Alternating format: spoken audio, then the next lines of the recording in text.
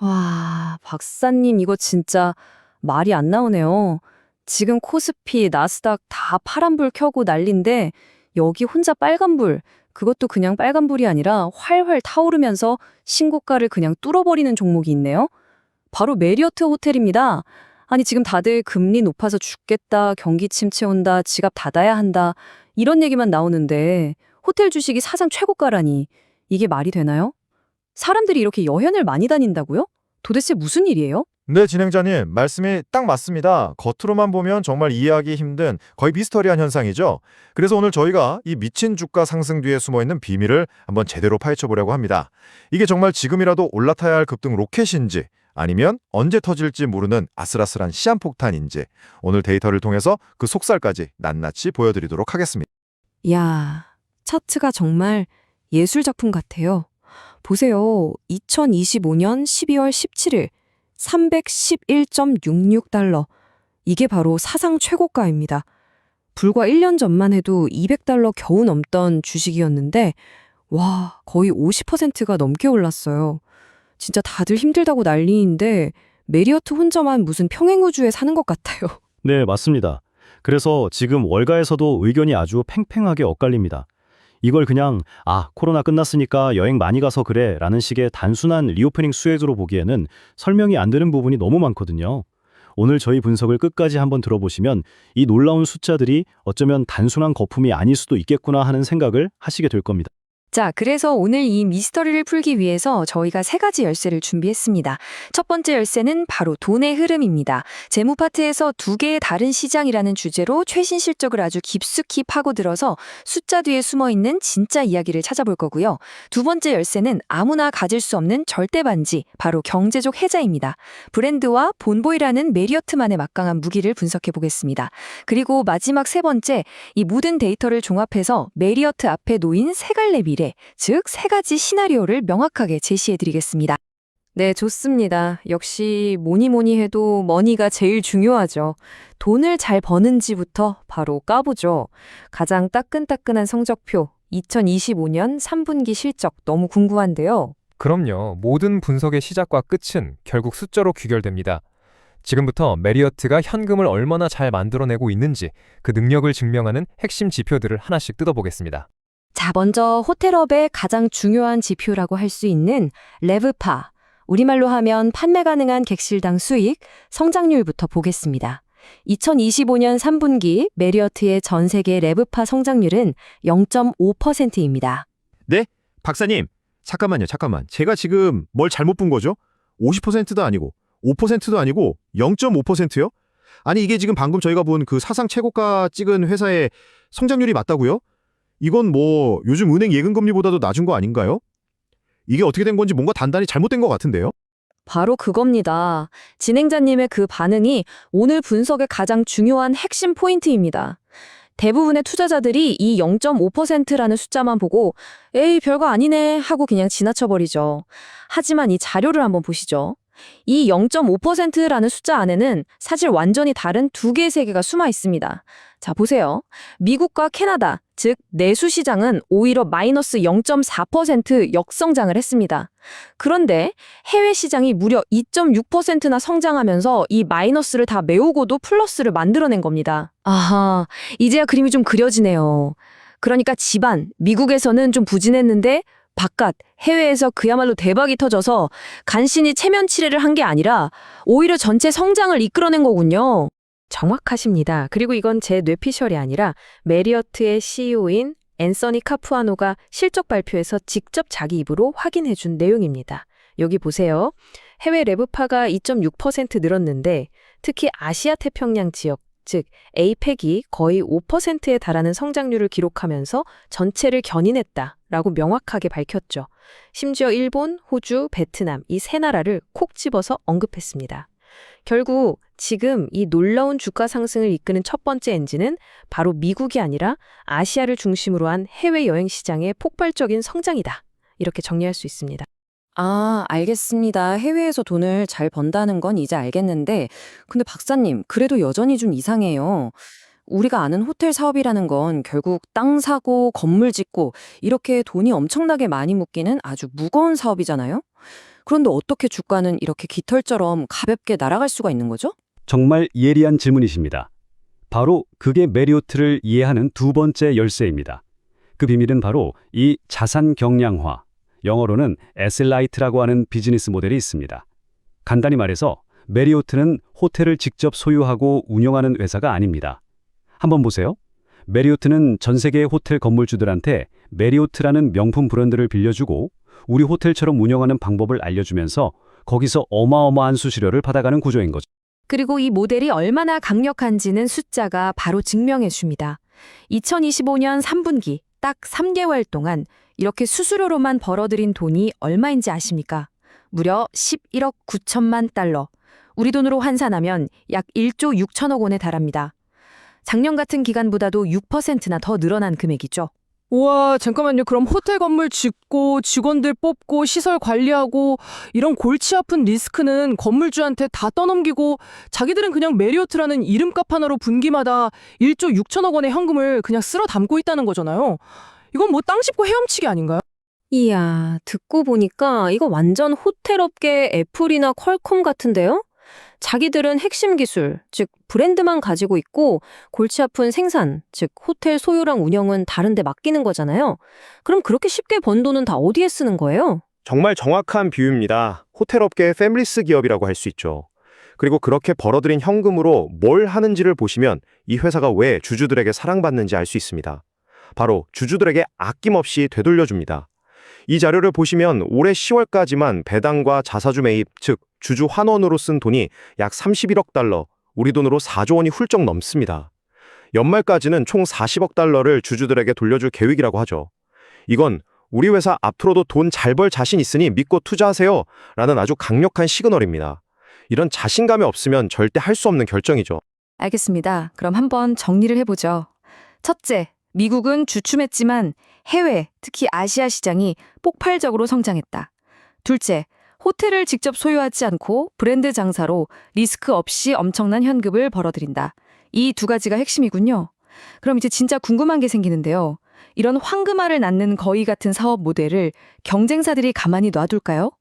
힐튼이나 하얏트 같은 회사들이 따라할 수 없는 메리어트만의 넘사벽 같은 건 없나요? 워런 버핏이 말하는 그 경제적 해자 말입니다. 네, 바로 그 부분을 지금부터 집중적으로 파헤쳐면 됐습니다. 메리어트의 성이 얼마나 높고 그 주위를 둘러싼 강이 얼마나 깊은지 말이죠. 첫 번째 해자는 바로 압도적인 규모 그 자체입니다. 숫자를 한번 보시죠. 2025년 9월 기준으로 전 세계 143개 나라에 호텔이 9,700개가 넘습니다. 브랜드 종류만 30개가 넘고요. 그런데 정말 무서운 건 지금부터입니다. 앞으로 짓겠다고 이미 계약이 확정된 객실 수만 무려 59만 6천 개에 달합니다. 이건 웬만한 경쟁사들의 전체 호텔 수를 합친 것보다도 많을 수 있는 숫자입니다. 와, 이건 뭐 게임이 안 되겠네요. 제가 만약에 큰 돈 들여서 호텔을 짓는 건물주라고 생각해보면 당연히 전 세계 1등 브랜드인 메리어트 간판을 달고 싶지 않겠어요? 그래야 손님들이 믿고 찾아올 테니까요. 이건 뭐 호텔 업계에서는 메리어트가 갑 중에 갑일 수밖에 없는 구조네요. 그렇겠죠. 1등이니까요. 근데 박사님, 솔직히 규모라는 건 언젠가 따라잡힐 수도 있는 거잖아요. 힐튼이나 하얏트도 만만치 않은 회사들인데 그런 회사들이 정말 피눈물을 흘리면서도 이건 도저히 못 따라가겠다고 포기하게 만드는 진짜 필살기 같은 건 없나요? 물론 있습니다. 진행자님께서 정말 핵심을 꿰뚫는 질문을 주셨습니다. 메리어트의 두 번째 해자, 그리고 어쩌면 규모보다도 훨씬 더 강력하고 무서운 진짜 무기가 바로 이겁니다. 바로 메리어트 본보이라고 불리는 로열티 프로그램입니다. 이 본보이 프로그램의 회원수가 자그마치 거의 2억 6천만 명입니다. 2억 6천만 명이요? 지금 우리나라 인구의 5배가 넘는 전 세계 사람들이 이 멤버십 하나에 가입해서 포인트를 쌓고 혜택을 받고 있다는 거잖아요. 이건 뭐 국가급 인구인데요? 상상이 안 가는 숫자입니다. 아니 근데 회원수만 많다고 다는 아니잖아요? 그냥 이름만 올려놓은 유령 회원일 수도 있고 이게 실제로 메리어트한테 돈을 벌어다 주는 진짜 힘이 있는 건가요? 네, 그 힘은 이 차트 하나로 완벽하게 증명됩니다. 전 세계 메리어트 호텔에서 발생하는 모든 예약의 무려 68%, 거의 70%가 바로 이 본보이 회원들이 쓰는 앱이나 웹사이트를 통해서 직접 이루어집니다. 이게 뭘 의미하냐면요. 우리가 흔히 쓰는 익스피디아, 아고다, 호텔스닷컴 같은 외부 예약 사이트에 비싼 수수료를 거의 낼 필요가 없다는 뜻입니다. 돈 아끼는 건 기본이고요. 더 무서운 건 2억 6천만 명의 여행 데이터를 메리어트가 자기 서버에 차곡차곡 쌓고 있다는 겁니다. 이 사람들이 언제 어디로 여행을 가고 얼마짜리 방에서 자고 룸 서비스를 뭘 시켜 먹는지까지 모든 데이터를 독점하는 거죠. 와, 듣고 보니까 소름이 돋네요. 이건 그냥 호텔 회사가 아니네요. 사실상 전 세계 여행객들의 데이터를 빨아들이는 거대한 데이터 플랫폼 기업이라고 봐야 하는 거 아닙니까? 정확하게 보셨습니다. 호텔의 탈을 쓴 데이터 기업. 그것이 바로 메리어트의 본질입니다. 자, 그럼 지금까지 분석한 내용을 모두 종합해서 투자자들이 가장 궁금해하는 질문에 답을 해보겠습니다. 메리어트의 미래는 과연 어떻게 될 것인가? 네, 드디어 가장 중요한 시간입니다. 다 좋은데 그래서 지금 사야 되냐 말아야 되냐 이게 제일 궁금하거든요. 지금 주가가 사상 최고가인데 여기서 더 갈 수 있을지 아니면 지금이 꼭대기라 위험한 자리일지 박사님의 세 가지 시나리오 정말 궁금합니다. 모든 투자는 결국 확률과의 싸움입니다. 100%는 없죠. 그래서 지금부터 메리어트라는 주식에 우리가 투자했을 때 앞으로 마주하게 될 가능성이 있는 세 가지 미래를 보여드리겠습니다. 가장 이상적인 꽃길 시나리오, 최악의 가시밭길 시나리오, 그리고 데이터가 말해주는 가장 현실적인 시나리오. 이 세 가지를 모두 머릿속에 그리신 후에 현명한 판단을 내리셔야 합니다. 자, 첫 번째는 가장 긍정적인 낙관적 시나리오, 즉 불 케이스입니다. 저희는 실현 가능성을 약 30% 정도로 보고 있습니다. 이 시나리오가 펼쳐지기 위한 전제 조건은 두 가지입니다. 첫째, 아시아를 중심으로 한 해외여행 수요가 지금의 열기를 유지하거나 더 뜨거워지는 것. 둘째, 잠시 주춤했던 미국 내수 시장이 다시 반등하는 겁니다. 이 두 가지 조건이 충족되면 메리어트는 회사가 스스로 제시했던 연간 실적 목표치를 가볍게 뛰어넘게 될 겁니다. 월가의 대표 투자은행인 골드만삭스가 목표 주가를 345달러까지 높여 잡은 것도 바로 이 시나리오에 베팅하고 있기 때문입니다. 이게 현실이 된다면 지금의 주가도 결코 비싼 게 아니라는 계산이 나오는 거죠. 하지만 반대로 최악의 상황, 비관적 시나리오, 즉 베어 케이스도 반드시 염두에 두어야 합니다. 실현 가능성은 20% 정도로 봅니다. 이 시나리오의 방어쇠는 단 하나, 바로 글로벌 경기 침체입니다. 메리어트 CEO 본인도 실적 발표에서 거시경제의 불확실성을 여러 번 강조했거든요. 만약 정말로 전 세계적인 경기 침체가 닥치면 사람들이 가장 먼저 지갑을 닫는 항목이 바로 여행과 레저입니다. 그렇게 되면 레파 성장률이 마이너스로 곤두박질 치는 순간 지금까지 쌓아올린 높은 기대감은 순식간에 차가운 실망감으로 돌변할 수 있습니다. 그렇겠네요. 특히 지금 주가 수익 비율 PER이 32.75배나 되는데 이 정도면 성장주에나 붙는 밸류에이션이잖아요. 만약 성장이 조금이라도 꺾이는 모습을 보이면 주가가 훨씬 더 크게 떨어질 수 있다는 위험 신호로 봐야겠네요.